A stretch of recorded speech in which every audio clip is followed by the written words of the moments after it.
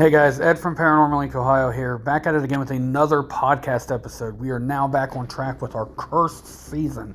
I did the Miami University podcast episode because that's where we were and I was doing some stuff there.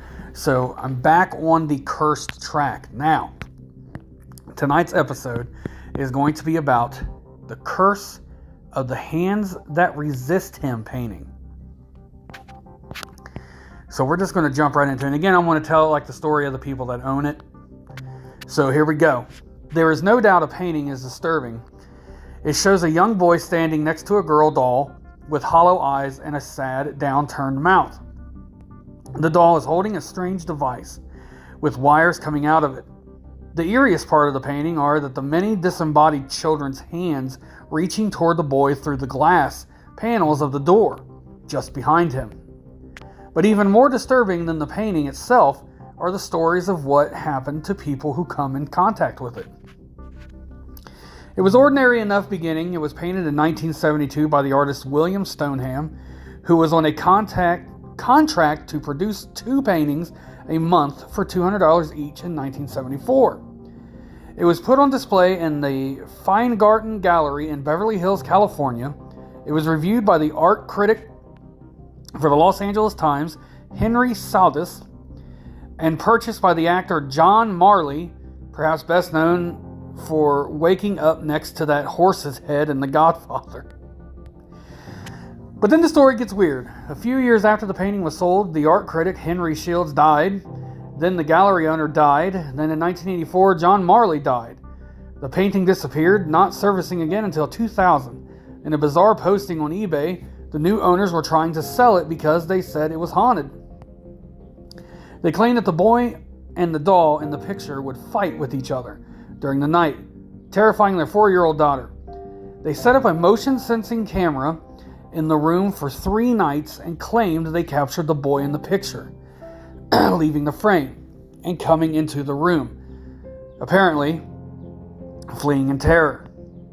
And what a skeptic might think was a marketing ploy, the owners warned buyers not to bid on the painting if they were faint of heart or unfamiliar with supernatural events.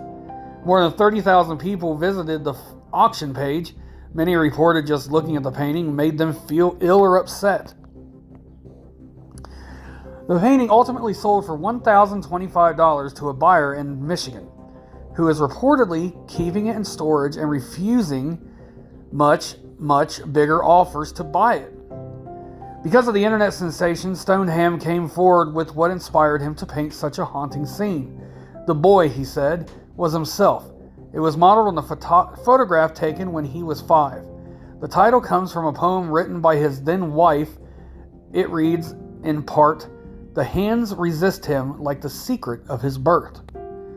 Stoneham was adopted. The children's hands, he says, represent other lives. The glass door, a barrier between worlds, and the doll, his guide between those 2 worlds. The fame of the haunted painting led to commissions for more works, and Stoneham has painted a series of sequels, the most recent called The Hands Invent Him, depicts the scene from the other side of that glass door. In 2016, Darren Kyle O'Neill published a dramatized account of the notoriety haunted paint artwork entitled The Hands Resist Him, Be Careful What You Bid For. O'Neill's narrative uses the painting as the basis for a fictional tale about a serial killer known as the Life Swapper. Unsurprisingly, O'Neill has his own eerie experience with the sinister artwork, and this is what he had to say. I first saw it online when I was living in Dubai. I printed it out and left it on a side table next to some other documents, printed on the same printer with the same paper. Anyway, I went to Italy for a month. When I came back, the air conditioning had gone awry. Everything was green mold. The TV, the bed sheets, my daughter's cot and clothing, all my suits in the closet, and the documents I had printed, all green. But right next to them, the only thing that was perfectly untouched was the printout of the painting of the Hands That Resist Him. So guys, this is another cursed object, much like the Crying Boy painting or the Curse of the Anguished Man painting. The Hands That Resist Him is just more like a depiction of this painter who painted his life. and how he was adopted, and how he didn't know what world to be in. You know, behind the glass is more children trying to get out, and the doll is his guide through both worlds. People that have owned this painting have all died, and now the owners that have it now are just refusing any higher bid to sell the painting. And then this man who made the documentary made a fictional show or writing about it. Everything molded except for the printout of the painting. Guys, I do believe that this is a very cursed object. That there is something that is attached to this painting, whether it be the anguish of the artist's past and how everything was just so terrible for him in the beginning and how he didn't know who he was or anything like that, or just the fact that just whatever he was painting at the time, his raw emotions just kind of conjured something inside the painting. So guys, I hope you enjoyed that episode for another cursed object. I'm back on the cursed objects. Like I said, I did the Miami University because I was there at the time and I was just doing investigations there. So I hope you guys enjoyed tonight's episode. You can go to ParanormalIncOhio.com. There you can check out some old ghost hunts and ghost stories. And you can check out our crystals with all the healing powers that they have. Our sage bundles for all things cleansing and all the jewelry that goes along with it. You can go to Paranormal Inc. Ohio group. That is our group page on Facebook. There we talk about all things paranormal. You guys give me ideas for shows. I do the research. I have them. I'll give you guys a shout out or have you on the show.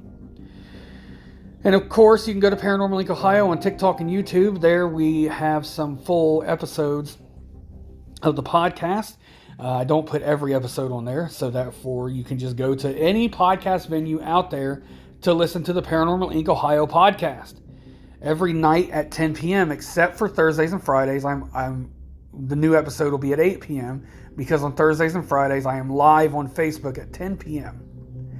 So, guys, I hope you're having a great day. I want to thank everybody for giving us the blessings for our wedding. We had a wonderful honeymoon, and we're glad to be home. And I just want to tell you guys, I love each and every one of you. And you will hear me on the next one, guys. Bye.